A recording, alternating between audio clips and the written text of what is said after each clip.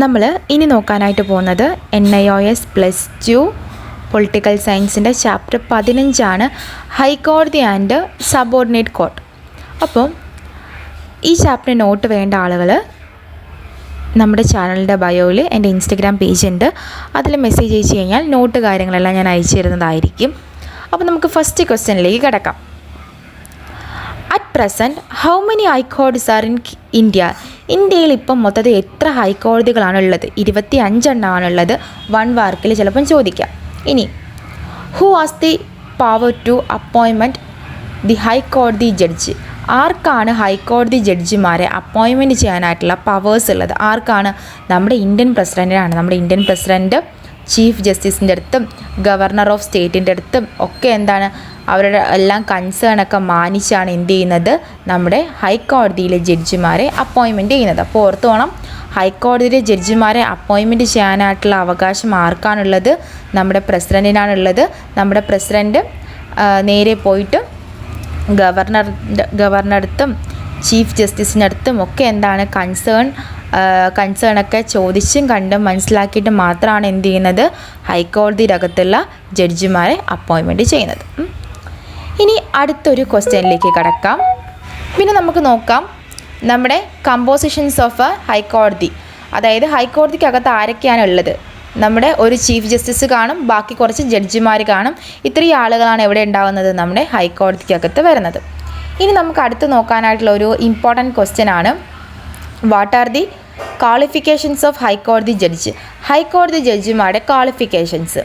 ഒന്നാമത്തെ ക്വാളിഫിക്കേഷൻ നമുക്കറിയാം എന്തായിരിക്കണം? BA സിറ്റിസൺ ഓഫ് ഇന്ത്യ, നമ്മുടെ ഇന്ത്യയിൽ ജനിച്ച് വളർന്ന ഒരു വ്യക്തിയായിരിക്കണം. രണ്ടാമത്തെ ഒരു ക്വാളിഫിക്കേഷൻ എന്ന് പറയുന്നത് 10 വർഷത്തെ എക്സ്പീരിയൻസ് ഉണ്ടായിരിക്കണം. ഹൈക്കോടതിയിൽ ഒന്നുകിൽ അഡ്വക്കേറ്റ് ആയിരിക്കണം, അല്ലെങ്കിൽ ഒരു ജുഡീഷ്യൽ ഓഫീസർ ആയിരിക്കണം. എങ്കിൽ മാത്രമേ എന്ത് ചെയ്യത്തുള്ളൂ, നമ്മുടെ ജഡ്ജ് ആവാനായിട്ട് പറ്റത്തുള്ളൂ. അടുത്ത് നമുക്ക് നോക്കാനായിട്ട് പോകുന്നത് qualifications and powers and jurisdictions of ഹൈക്കോടതി. ഹൈക്കോടതിയുടെ പവേഴ്സ് എന്തൊക്കെയാണ്, ഹൈക്കോടതിയുടെ ജൂറിസ്ഡിക്ഷൻസ് എന്തൊക്കെയാണെന്നുള്ളതാണ്. ഒന്നാമത്തെ പവർ എന്ന് പറയുന്നത് ഒറിജിനൽ ജൂറിസ്ഡിക്ഷൻസ്, അതായത് നമ്മൾ നേരത്തെ പറഞ്ഞ തനത് അധികാരം. ഒറിജിനൽ ജൂറിസ്ഡിക്ഷൻസ് എന്താണെന്ന് വെച്ച് കഴിഞ്ഞാൽ ഹൈക്കോടതിക്ക് പവറുണ്ട്. എന്തിൻ്റെ പവർ? ചില കേസുകൾ, അതായത് കീഴ്ക്കോടതിയിൽ നടന്ന കേസുകളൊക്കെ ഹിയർ ചെയ്യാനായിട്ടുള്ള പവേഴ്സ് ആർക്കുണ്ട്? നമ്മുടെ ഹൈക്കോടതിക്കുണ്ട്. ആരെങ്കിലും ഒരാൾ ഫണ്ടമെൻ്റൽ റൈറ്റ് വയലേറ്റ് ചെയ്തിട്ടുള്ള കേസോ ഡിവോഴ്സ് കേസോ കമ്പനി ലോയോ അങ്ങനെയുള്ള കേസുകളൊക്കെ ഹിയർ ചെയ്യാനായിട്ടുള്ള അവകാശം ആർക്കുണ്ട്? നമ്മുടെ ഹൈക്കോടതിക്കുണ്ട്. രണ്ടാമത് അപ്പീലേറ്റ് ജൂറിസ്ഡിക്ഷൻസ്, അതായത് നമ്മൾ നേരത്തെ പറഞ്ഞതുപോലെ തന്നെ ലോവർ കോടതികളിലുള്ള കേസുകളിൽ എന്തെങ്കിലുമൊക്കെ പോരായ്മകളോ എക്സാമിനൊക്കെ ചെയ്യണമെങ്കിൽ നമുക്ക് എന്ത് ചെയ്യാം, ഹൈക്കോടതിയിലേക്ക് അയച്ചു കൊടുത്തു കഴിഞ്ഞാൽ ഹൈക്കോടതി അത് എക്സാം ചെയ്ത് നമുക്ക് കിട്ടും. ഇത്രയാണ് ഹൈക്കോടതിയിലെ പ്രധാനപ്പെട്ട പവേഴ്സ് എന്ന് പറയുന്നത്. എന്തെന്ന് പറയുന്നത് ഒറിജിനൽ ജൂറിസ്ഡിക്ഷൻസ്, അതായത് നമ്മുടെ ഫണ്ടമെൻ്റൽ റൈറ്റ് വയലേറ്റ് ചെയ്ത കേസുകളോ അല്ലെങ്കിൽ ഡിവോഴ്സോ കമ്പനി ലോ പ്രകാരം ഉണ്ടാകുന്ന അങ്ങനെയുള്ള കേസസൊക്കെ കേൾക്കാനായിട്ടുള്ള അവകാശം നമ്മുടെ ഹൈക്കോടതിക്കുണ്ട്. പിന്നെ അതേപോലെ തന്നെ ലോവർ കോടതികളിലെ കേസുകളിൽ എക്സാമിനൊക്കെ ചെയ്യണമെങ്കിൽ നമുക്ക് എങ്ങോട്ടേക്ക് വരാം? നമ്മുടെ ഹൈക്കോടതിയിലേക്ക് വരാം. ഇനി അടുത്തൊരു ക്വസ്റ്റ്യൻ എന്ന് പറയുന്നത് what are the subordinate court in A district? Subordinate കോടതികൾ എന്തൊക്കെയാണ് എന്നതാണ് നോക്കാൻ പോകുന്നത്. അപ്പം സുപ്രീം കോടതിയുടെ താഴെ വരുന്ന കുറച്ച് കോടതികളെയാണ് നമ്മൾ സബോർഡിനേറ്റ് കോടതികൾ എന്ന് പറയുന്നത്. നമുക്കത് ഓരോ സ്റ്റേറ്റിലും അവരവരുടേതായിട്ടുള്ള ലോക്കൽ കേസൊക്കെ ഹാൻഡിൽ ചെയ്യുന്നത് ആരായിരിക്കും? സബോർഡിനേറ്റ് കോടതി ആയിരിക്കും. അപ്പോൾ സുപ്രീം കോടതിക്ക് കീഴെ വരുന്ന കോടതിയാണ് ഓരോ ലോക്കൽ ഏരിയയിലായിരിക്കും ഇവർ എന്ത് ചെയ്യുന്നത്, അവരവരുടെ കേസുകൾ ഹാൻഡിൽ ചെയ്യുന്നത്. ഒന്നാമത്തെ കോടതി എന്ന് പറയുന്നത് ലോവർ കോർട്ടാണ്. ലോവർ കോർട്ട് എന്ന് പറയുന്നത് മെയിനായിട്ടും സിവിലും ക്രിമിനലുമായിട്ടുള്ള കേസസൊക്കെ ആയിരിക്കും എന്ത് ചെയ്യുന്നത്, ഡീൽ ചെയ്യുന്നത്.